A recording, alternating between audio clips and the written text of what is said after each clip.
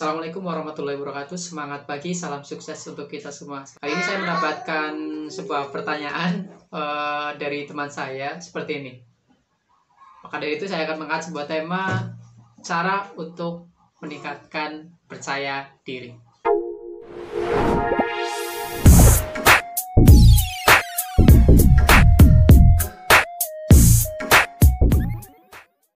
Kenapa sih kita bisa sampai merasa nggak pede atau nggak percaya diri dengan diri kita? Seringkali kita merasa tidak pede atau kurang pede karena kita merasa insecure. Dimana insecure ini adalah perasaan tidak nyaman, tidak aman atas diri kita sendiri ataupun atas lingkungan yang ada di sekitar kita. Nah, sebenarnya cara untuk biar kita bisa pede itu sangat mudah, teman-teman. Jadi semuanya kembali ke mindset kita. Jadi ini yang mendasari kita apakah akan menjadi orang yang percaya diri atau kurang percaya diri, dalam hal ini insecure. Maka hari ini saya akan mencoba untuk sharing, untuk mengubah mindset kamu. Karena berawal dari mindset itu akan mengubah ucapan kita, dan ucapan kita itu akan melahirkan tindakan kita. Nah, tindakan-tindakan yang dilakukan maka akan membuat kebiasaan kita, dan kebiasaan ini yang nanti akan menjadi sebuah kepribadian dan karakter kita, yang akhirnya akan menimbulkan rasa percaya diri atau rasa insecure itu sendiri. Nah, saya punya 3 langkah sederhana agar teman-teman bisa meningkatkan rasa percaya dirinya dan bisa menghilangkan insecure teman-teman sendiri. Cara yang pertama, sadarilah bahwa setiap manusia itu unik. Artinya apa? Tidak ada satupun manusia di dunia ini yang sama.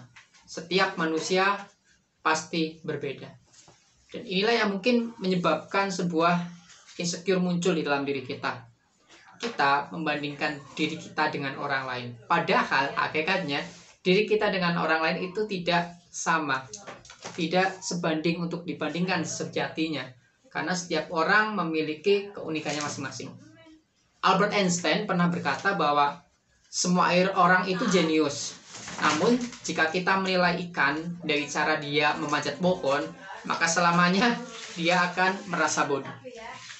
Maka saat kita merasa insecure, coba kita evaluasi. Jangan-jangan kita itu salah sudut pandang. Jangan-jangan kita menilai diri kita insecure itu karena kita memakai sudut pandang dan standar orang lain. Misalkan ya, secara gampangannya, saya adalah seorang penguin. Namun saya menilai diri saya dari kemampuan terbangnya si Raja Wali. Padahal kita memiliki kelebihan masing-masing. Mungkin kalau saya menilai diri saya dengan kemampuan berenang saya, maka saya akan lebih percaya diri. Maka itu yang harus kita lakukan. Berhentilah untuk membandingkan diri kita sendiri. Jadi stop membandingkan dengan orang lain. Tapi mulailah start membandingkan diri kita dengan diri kita sendiri di masa lalu. Itulah sudut pandang yang benar, standar yang benar. Jadi kalau kita ingin terus upgrade dengan cara yang tepat, maka bandingkanlah diri kita dengan diri kita sendiri di masa lalu. Sehingga kita bisa terus-menerus upgrade diri kita menjadi pribadi yang lebih baik dan menjadi pribadi dengan versi terbaik, versi diri kita sendiri. Kemudian langkah yang kedua, sadarilah bahwa setiap orang punya kekurangan, minus. Kita punya minus kita masing-masing. Jadi pengalaman insecure itu timbul karena berbagai alasan ya, mulai dari faktor ekonomi, faktor strata sosial, lingkungan sosial, faktor pendidikan, bahkan ada yang merasa insecure karena faktor fisik. Padahal kita harus menyadari, teman-teman, bahwa tiap orang itu punya kekurangannya sendiri-sendiri, punya minusnya masing-masing. Maka sadari juga bahwa sejatinya dengan kita tahu kekurangan kita, maka ini justru jadi kelebihan kita sendiri. Karena dengan kita tahu kekurangan, kita bisa melakukan 2 hal. Yang pertama, kita bisa menghindari bagian dari kekurangan kita itu. Misalkan ya, saya ini kurang bisa menguasai bagian editing dan desain. Maka jika pada sebuah kelompok ada sebuah tugas di bagian itu, saya akan mencoba untuk tidak mengambil tugas tersebut. Tapi saya akan mengambil tugas yang saya kuasai di dalamnya. Atau kamu bisa melakukan yang kedua ya. Jadi ada 2 cara tadi. Yang pertama hindari, yang kedua adalah improve. Jadi kamu bisa melakukan peningkatan ya dari kekurangan yang kamu belum bisa itu. Misalkan saya belum bisa desain, maka saya akan belajar untuk desain grafis dan sebagainya.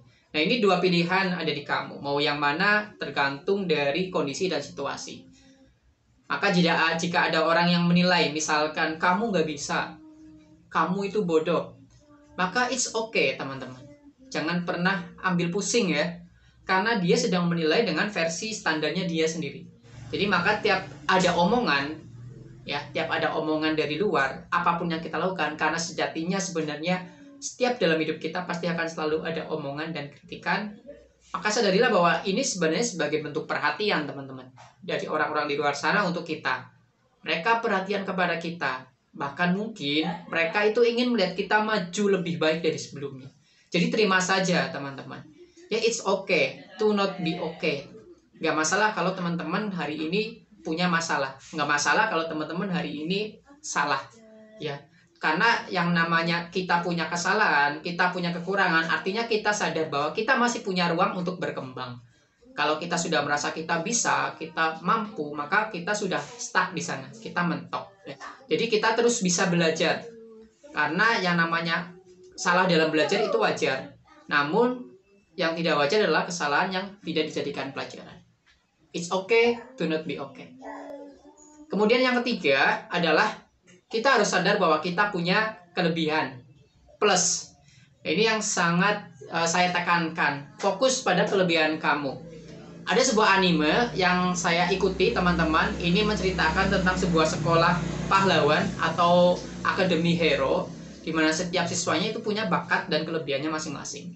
Ada yang bisa mengeluarkan api, lalu bisa membekukan, bahkan ada yang bisa mengeluarkan listrik dan sebagainya. Mereka punya kelebihan masing-masing yang berbeda satu sama lain. Begitupun dengan kita punya bakat kita masing-masing. Cristiano Ronaldo menyukai bidang olahraga sepak bola. Lalu Steve Jobs spesifikasi di bidang IT. Kemudian J.K. Rowling, penulis buku novel Harry Potter, menyukai di bidang kepenulisan. Nah, artinya mereka memiliki passionnya masing-masing. Kita pun sama. Jadi PR utamanya adalah kita harus menemukan itu. Kembali ke anime yang tadi saya ceritakan di awal, bahwa tokoh utama anime itu bernama Deku. Jadi awalnya Deku pun tidak tahu tentang bakatnya dia, bahkan sampai orang-orang berkata bahwa dia tidak punya bakat. Tapi karena dia percaya bahwa dia punya dan pasti bisa memiliki bakat, maka dia akhirnya mendapatkan bakat itu. Jadi ini penting, kepercayaan atas bakat kita, dan mungkin butuh proses teman-teman untuk mengetahui bakat kita sendiri. Dan Deku setelah tahu bakatnya pun tidak berhenti di situ, tapi dia terus berlatih sesuai dengan bakatnya dia untuk upgrade diri. Sekolah Akademi Hero itu pun itu memberikan pelatihan yang berbeda antara satu murid dengan murid lainnya sesuai dengan bakatnya masing-masing. Menu latihannya berbeda-beda. Pun dengan kita di dunia yang nyata ini. Jadi kita memiliki bakat kita masing-masing. Tapi kalau kita hanya sekedar tahu, ini belum cukup. Jadi tugas pertama kita harus tahu dulu nih, kita harus analisis diri kita dulu, apa kelebihan kita. Setelah kita tahu, kita harus pahami. Jadi pahami bakat kita ini sebenarnya bisa digunakan untuk kegiatan apa, untuk diarahkan kemana, bentuk latihannya nanti seperti apa.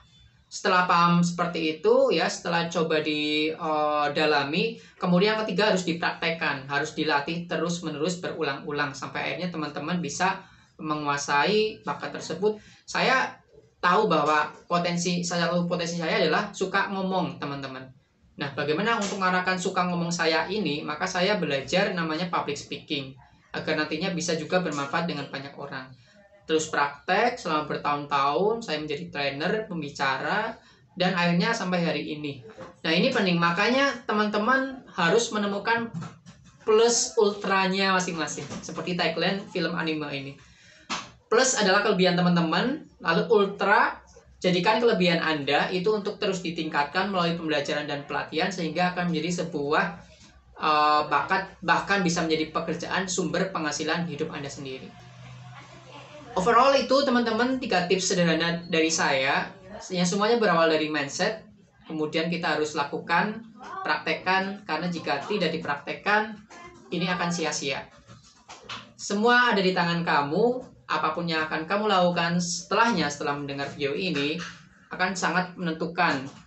Selamat berproses, jadilah orang yang terbaik dengan versi terbaikmu sendiri. Salam sukses dan see you on next episode.